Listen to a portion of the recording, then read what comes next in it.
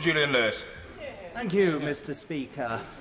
In my opinion, the people have decided, and I'm going to vote accordingly.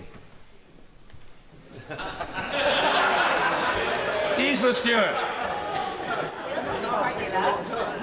Well, Mr. Speaker, I thought I'd earned myself a reputation for brevity, but I think I've just been resolutely beaten to this.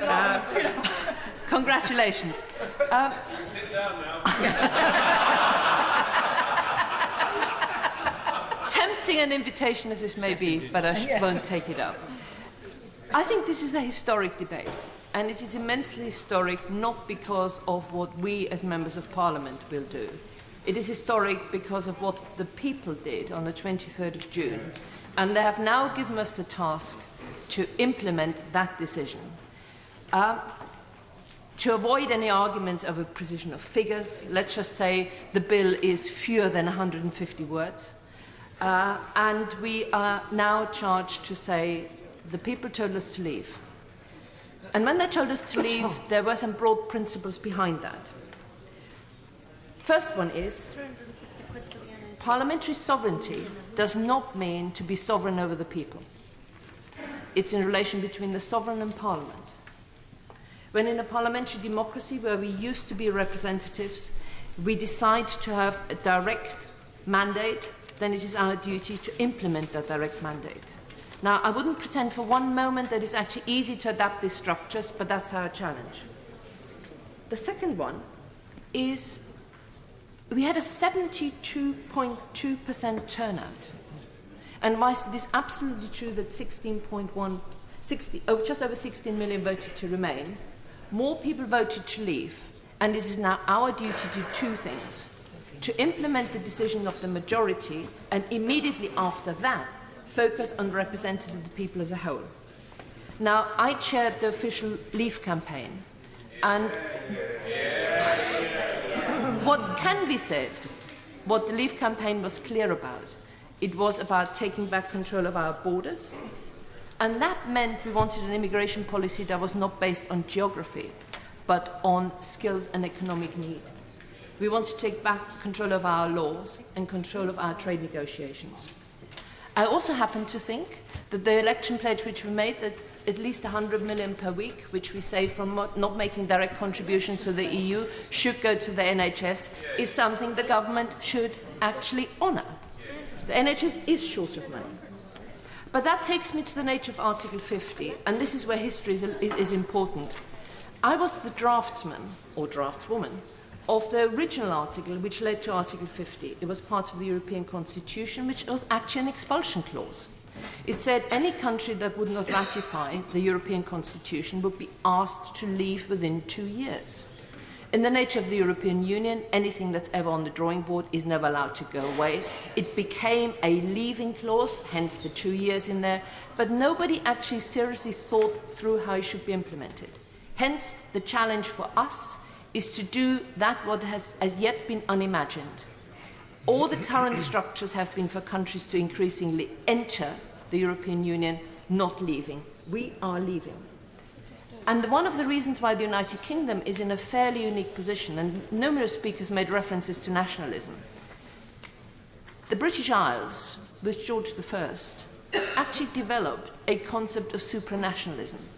That is why someone like me, who was born in Munich, can with great comfort say I'm British, but I would never be English.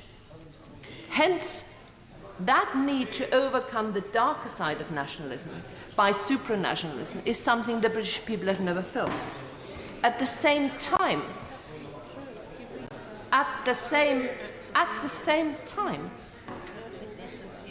we have not mentioned one thing which made the whole European Union debate different. We had various people sort of reliving their youth. But when the euro was introduced, the whole dynamics of the European Union and its relationship to those countries so that they would not join the single currency changed. And I regard the outcome of this referendum as a logical conclusion of Maastricht. We said we would not join the single currency, we said we would not join the common travel area, Schengen, and in the negotiations we could not come up with a deal which accommodated that. I now chair something called Change Britain, which we set up after the referendum, because the important thing now is, irrespective of how you voted, we need to bring people together. And there are a number of principles which we've been working on. One of them is, and I welcome what the government has said from the front bench, is to enshrine workers' rights. I think it's equally important to enshrine environmental rights and make sure that our communities are protected. I think it's extremely important for us on the Labour side to realise that we now have to fight to defend those Labour heartlands, which have never recovered from the 1980s.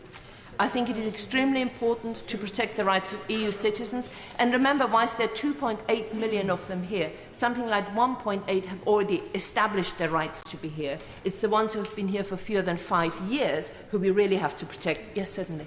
Allow me, would she concede that at the moment, given the government's policy, whilst I might support unilateralism, at the moment the only obstacle to guaranteeing reciprocal rights is that our European partners have dogmatically insisted on no notification before, and no negotiation before notification?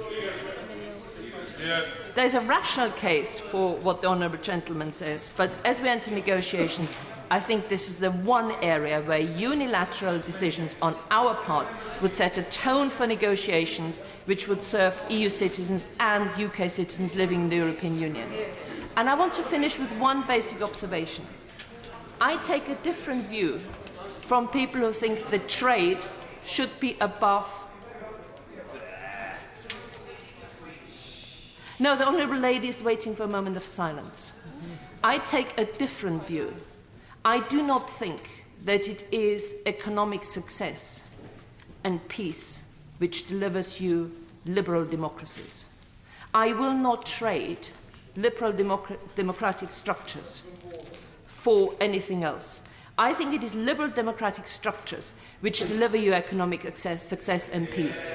And therefore, I think a new, modern, 21st century economic, liberal democratic structure which will give us that democracy and that peace. And that's why I hope that everyone in this House will vote for triggering Article 50.